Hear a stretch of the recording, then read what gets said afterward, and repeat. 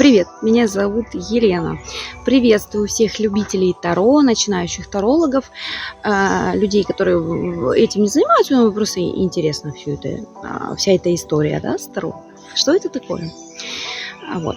Я сегодня хочу разобрать аркан, 8-й аркан сила, старший аркан. С позиции вопроса к этому аркану, какое качество мне нужно проявить, чтобы добиться желаемого результата. Вот, сразу скажу тем, кто еще только начинает свой путь в Таро, да, или думает этим заняться, что я использую здесь колоду Rider-Waite. Это классическая колода. Это колода, с которой практически все начинают свое обучение. Такая базовая колода. Так вот, давайте посмотрим, рассмотрим внимательно эту колоду, этот аркан. О чем он говорит? О том, что человек обладает властью, силой и волей. О том, что у него есть такое качество, как умение контролировать свои действия и эмоции. Назовем это понятным для всех словом самообладание. Качество самообладания.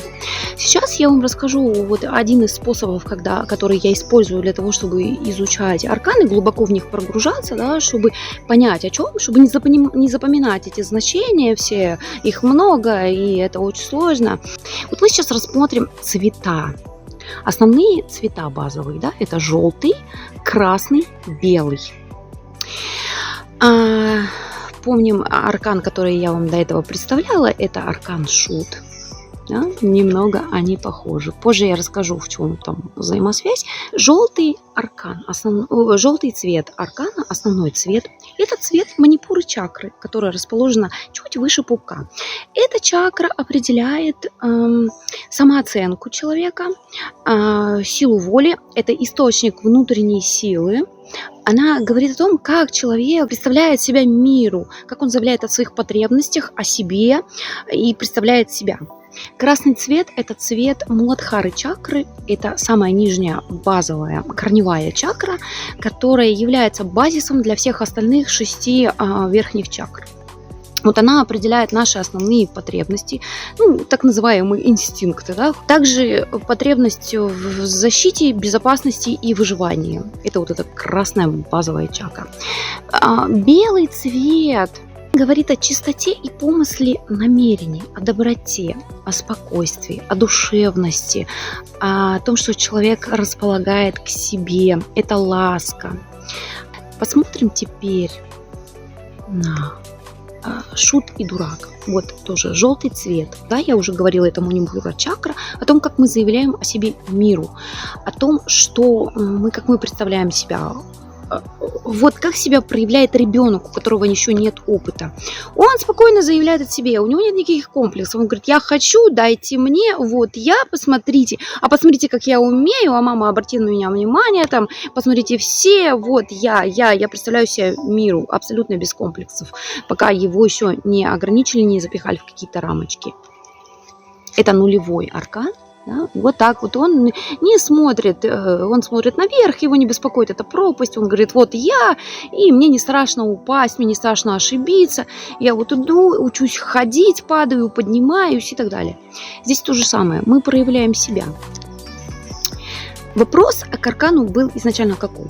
Какое качество мне поможет добиться результата, к которому я стремлюсь? Так вот, как я себя проявляю?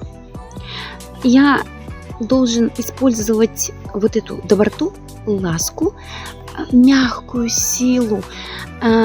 Я должен завоевать доверие того, к кому я это применяю, даже по отношению к себе. Сам к себе тоже нужно завоевать это доверие. Да?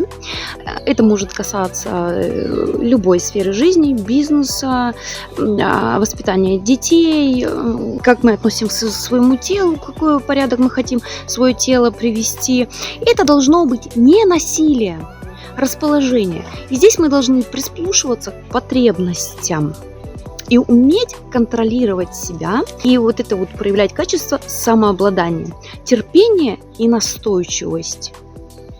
Методично занимаясь и постепенно, шаг за шагом, идя к своей цели. Да, вот представим лесенку, вот у нас там цель, которая как где-то там далеко зиждется, и мы хотим прийти к этой цели. И вот мы должны каждую ступенечку проходить методично, настойчиво, то есть это качество настойчивости, которое мы должны проявить. Но эта настойчивость должна быть без насилия над кем-то, без насилия над собой. Что значит без насилия над собой? Вот, например, мы хотим похудеть, да? И мы, например, сегодня решаем похудеть, и мы вдруг перестаем есть, вот садимся на жесткую диету, мы совершаем насилие над собой, нам хочется есть, но мы вот 2 недели терпеливо ничего не едим, сидим на одной гречке. Что потом происходит? Наружу выходят наши основные потребности, которые действительно были, мы к ним не прислушивались, мы за собой насилие совершали, и мы начинаем есть все подряд и срываемся. Да, и вот мы за 2 недели похудели, а потом набираем вес еще больше, чем был у нас до этого, потому что организм работает по компенсаторному принципу. Так вот, еще раз повторю, то есть качество, которое мы должны проявить, это настойчивость. Мягкая настойчивость, методичность, шаг за шагом идти к своей цели, невзирая ни на что, невзирая на то, что происходит там у нас. Кто-то нам что-то сказал, мы вышли из равновесия, вдруг наши базовые потребности там какие-то не удовлетворены, и это муладхара чакра выходит из равновесия, и происходит там дисбаланс, и мы уже не чувствуем себя в безопасности, мы уже теряем уверенность в себе и так далее. Это не должно на нас влиять. Как ребенок вспоминаем. Заявляем без комплексов о себе, миру, о своих потребностях. Здесь можно сказать, что это подойдет практически любому человеку, да, тут этот совет подойдет практически всем. Настойчивость, ежедневно, методичное, шаг за шагом прохождение к своей цели, заявление о своих потребностях, проявление силы воли. Вот. Но если вам на этот вопрос выпал именно этот аркан, значит, рассмотрите его с позиции, что мне мешает достичь своей цели. Значит, у вас эти качества где-то есть слабые места. Либо вы хотите очень быстрого результата. Посмотрите, это дикий зверь. Для того, чтобы его укротить, нужно очень много терпения. Нужно ежедневно его дрессировать, тренировать и ласково, без насилия завоевать доверие этого зверя какими-то способами, методами, чтобы укротить его. В воспитании детей тоже этот принцип работает. Мы можем хотеть быстрого результата, мы применяем какие-то наказания к ребенку, которые приводят только к минусовому на самом деле результату. Если вы хотите от ребенка привести его к какому-то результату, вы должны мягко, располагая к себе, по принципу доверия, без всякого насилия. Насилие, принцип по этому аркану вообще не работает, в принципе вообще в жизни не работает. Мягкая настойчивость, ежедневная практика, работа над собой, желание завоевать ту аудиторию, на которую вы располагаете, или это ребенок, не насилие ни над кем и над собой и так далее. Я надеюсь, вам было немного, вам стало больше понятно, о чем этот аркан, да, и какое качество нужно проявить. Если вам что-то непонятно, пишите в комментариях свои вопросы.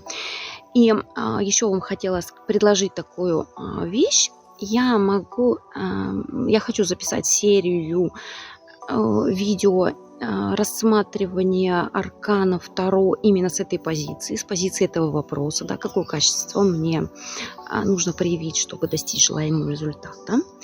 И вы можете внизу под этим видео, если у вас колода, и вы начинающий таролог, и не можете сами разобраться, вытащить из колоды карту, отвечающую на этот вопрос, какой-то аркан, и написать мне этот аркан внизу под видео. Вот, что это за аркан, например, сила, шут, дурак, смерть и так далее. И я эти арканы разберу в первую очередь. Вот, надеюсь, видео вам понравилось, было полезно, очень старалась. Если что-то не так, можете писать свои пожелания, я буду прислушиваться. Всех люблю, всем желаю осознанности, всем желаю достигать своей цели, всем желаю любви, добра, мира. Учитесь самообладанию. Владеющий собой владеет миром.